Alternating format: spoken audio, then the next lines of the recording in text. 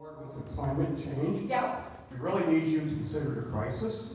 I do. And we need you as president to file an executive order if you can't get Congress to work with you so we can get things accomplished. Yep. We know you got what it takes to get it done. Yep. We haven't heard you say it yet. Okay, so all I can say is, let me say it again.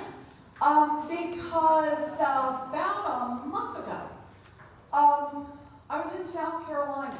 This is one of the things you can do if you're not spending all your time off raising money with millionaires. You can go other places. I was in South Carolina with folks who are trying to protect their coastal community against offshore drilling because they're really, really worried about the consequences of not only the oil that's pulled up, but also what it will mean to them and their communities. I went from there to Colorado, where they are experiencing the worst drought in 1,200 years. Think about that. And then I went from there to Utah, where the wildfire season was the worst that it has been in over a generation. 3 different effects from climate, but all flashing red lights that climate is a crisis and that we need to respond now. Now.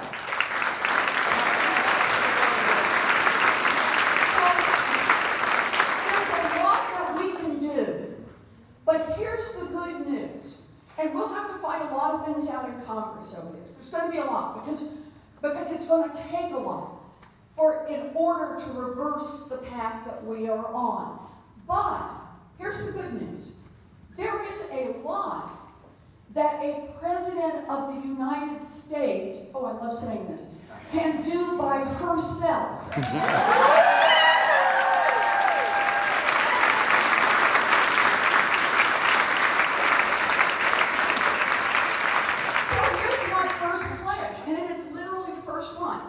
On the first day after I am sworn in, I will sign into law a moratorium on all drilling and all mining on all federal lands.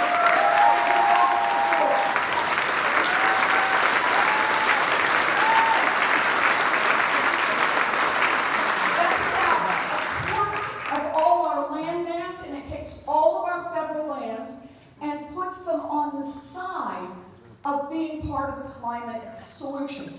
There are other parts to this proposal. I just want to mention one of them though, and that is to add 10,000 internships. So anybody who wants to spend 1 year working in our national forests or our national parks under the direction of our park rangers helping rebuild paths and clean out invasive species can spend a year giving it back to this earth right here in America.